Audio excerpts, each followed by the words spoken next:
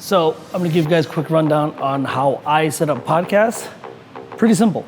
This is a 2-person podcast with 2 lights and 3 cameras. You can get away with 1, and I'll kind of show you how.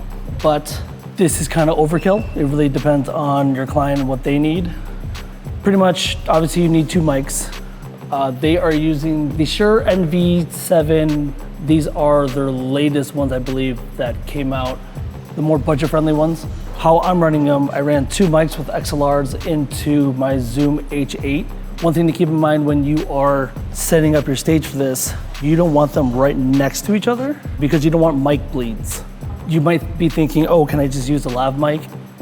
Your editing is gonna suck because when, let's say they respond to a question or something, you're gonna hear basically double time and it's not gonna be good. Mic placement is a big thing. So when you're placing a mic on someone, typically, obviously podcasts, they are right next to the mic.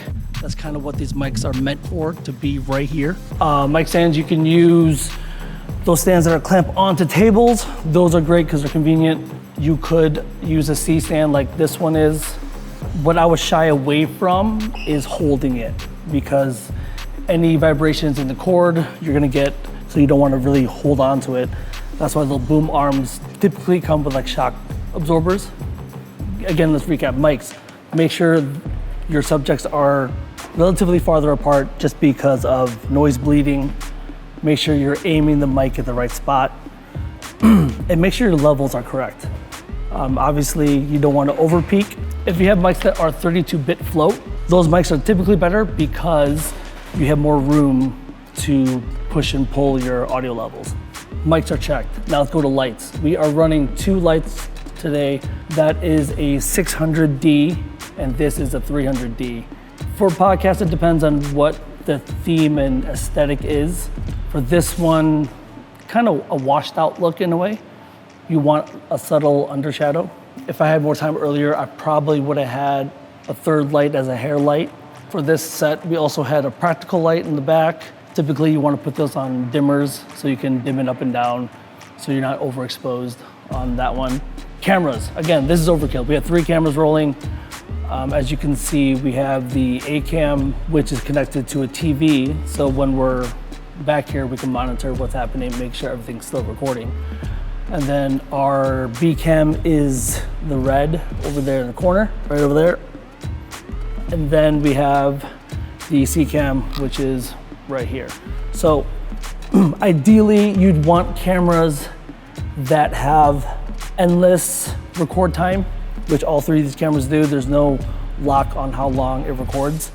I believe the R5 has a stop time at 30 minutes. Some Sonys have a stop time. So keep that in mind when recording. Try to DC outlet your cameras.